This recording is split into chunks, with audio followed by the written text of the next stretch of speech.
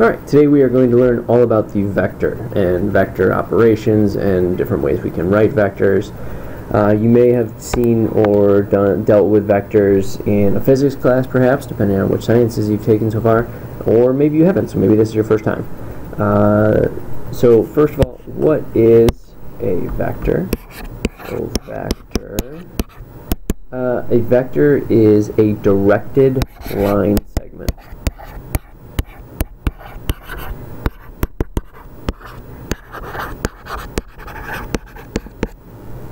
Well, what does that mean? It means it's a line segment, but it has a start and an end point, or a direction to it. Another thing that I wanted, this is not part of what a vector is, but it's part of what a vector is not, kind of. And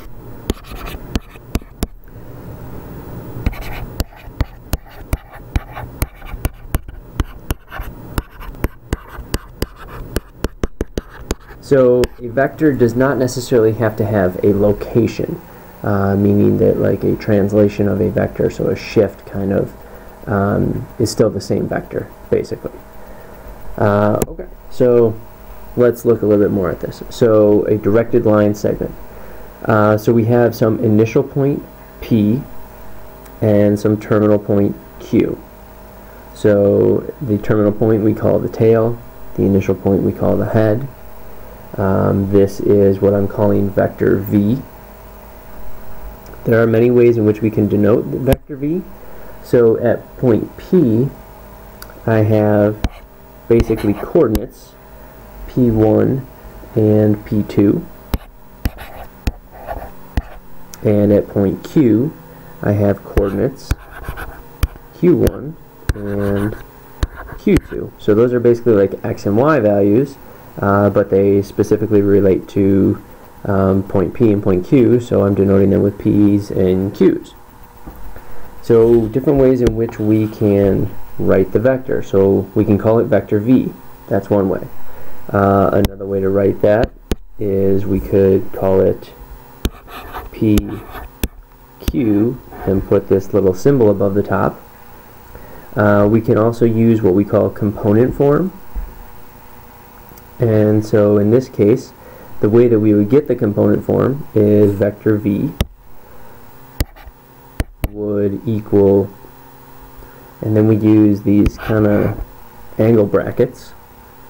It would be Q1 minus P1, comma, and then Q2 minus P2.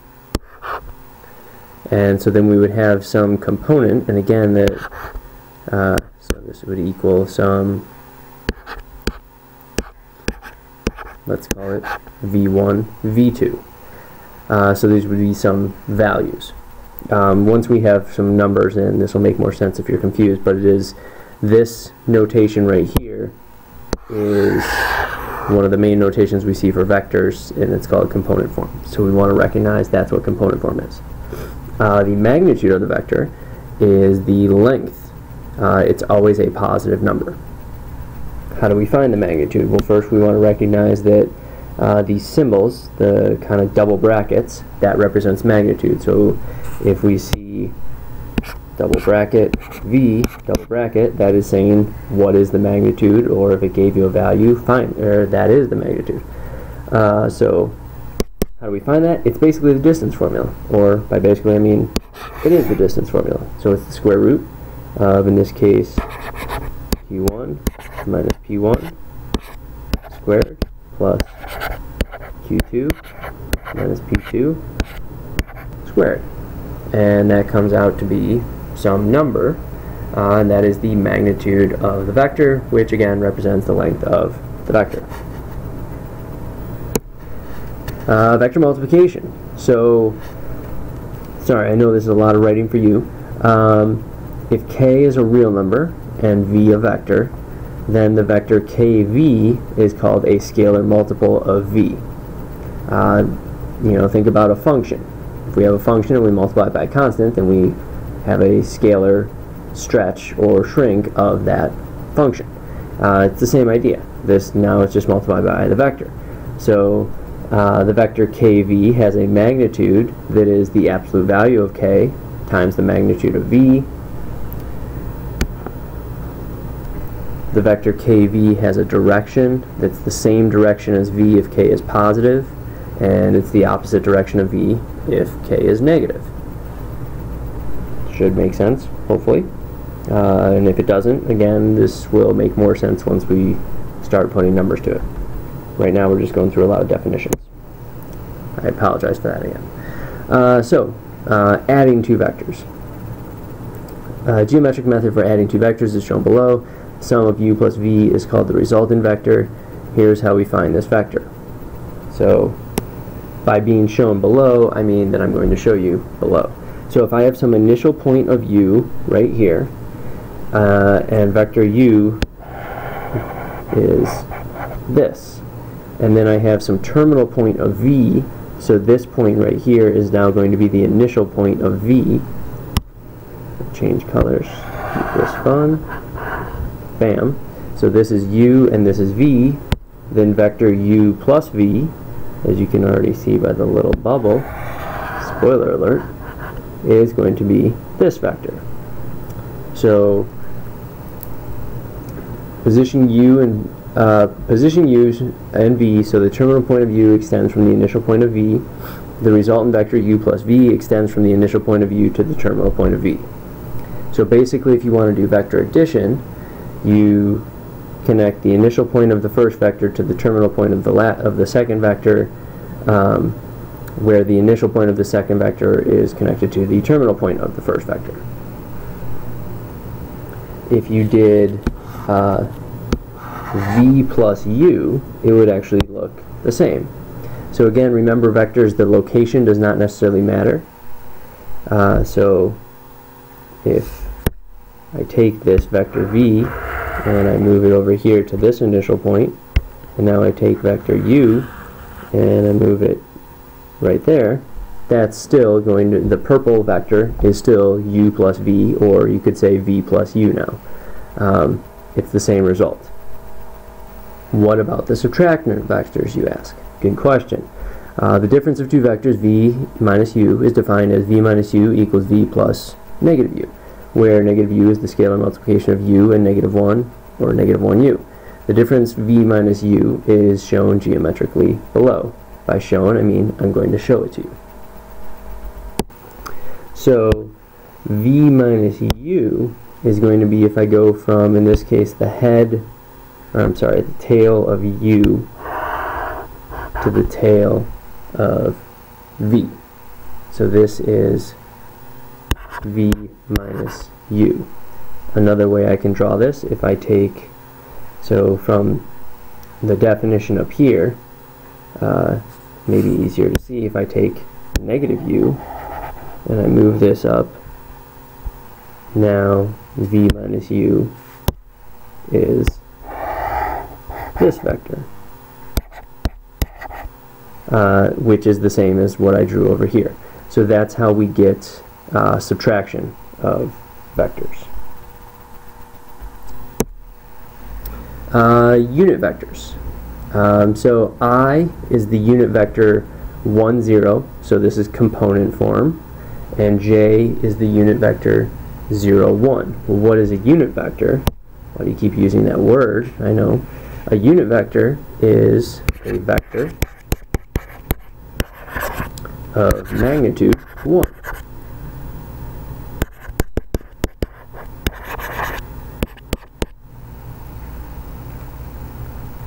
So if we have a vector that has a length of 1, that's a unit vector. Graphically, here is our unit vector I, and here is our unit vector j. So I is basically like our x component, and j is like our y component. These are two separate unit vectors. Okay, and now that we are starting to draw these on the coordinate plane, that leads us to representing vectors in rectangular coordinates. So if we have a vector v from 0, 0 to ab, we can represent this as v equals ai plus b times j.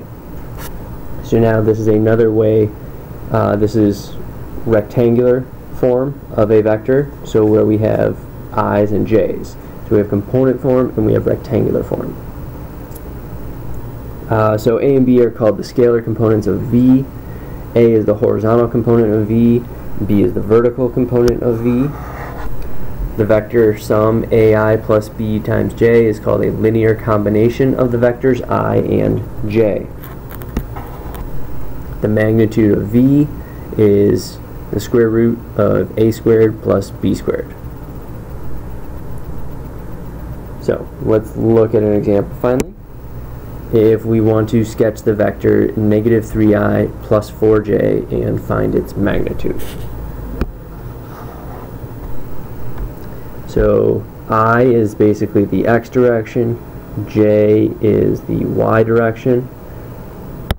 So if we go from 0, 0 to negative 3, positive 4, that is the vector v. And the magnitude, you could probably do this in your head, but if you are not thinking straight right now, negative 3 squared plus 4 squared, we're going to get 5. It's a 3, 4, 5 triangle. Beautiful. Okay, so that's representing a vector in the coordinate plane coming from the origin. Well, what if it's not coming from the origin? What if we have 2 points floating in space? Because again, remember vectors, the location is not necessarily always fixed. So if we have vector v with an initial point p1, which is x1, y1, and terminal point p2, which is x2, y2, then we can find vector v by doing x2 minus x1i plus y2 minus y1j. And that will give us our vector v in coordinate form, or rectangle coordinate form, I should say. So what are our properties for adding and subtracting vectors in terms of I and j? So this is on your sheet, so I'm going to go through this a little bit quicker. So if v is ai plus bj and w is a2i plus b2j, then v plus w is adding the I components and adding the j components. V minus w is subtracting the I components and subtracting the j components. So, practice, if v is 5i plus 4j and w is 6i minus 9j, I want you to find v plus w and v minus w. Pause the video. Do the work. Unpause when you're ready to check your work. Go ahead and pause. Okay, so we should end up with v plus w is 5 plus 6i plus 4 minus 9j, or 11i minus 5j. v minus w is 5 minus 6i plus 4 minus negative 9j, or negative I plus 13j. Next, scalar multiplication, also on your sheet. So with a vector in terms of ij, if we have v equals ai plus bj, and k is a real number, then the scalar multiplication of the vector v and the scalar k is kv equals kai plus kbj. Basically multiply the scalar by each term. Now you try, if v is 2i minus 3j, find 5v and negative 3v. Pause the video, unpause when you're ready to check your work. So here we get 5v is 10i minus 15j, negative 3v is negative 6i plus 9j. More note stuff. Also on your sheet though, finding the unit vector that has the same direction as a given non-zero vector v. So remember when we talked about unit vectors before, we had the unit vector I and the unit vector j, but we can also have a unit vector in some other direction. So for any non-zero vector v, if we do v over the magnitude of v, the resultant is the unit vector that has the same direction as v. So basically you take the vector and divide each term by its magnitude. So I want you to find unit vector in the same direction as v equals 4i minus 7j and find the direction. So here we're running out of time. I want you to do that example, and then I want you to go on to part 2 and check your answer. So go to part 2.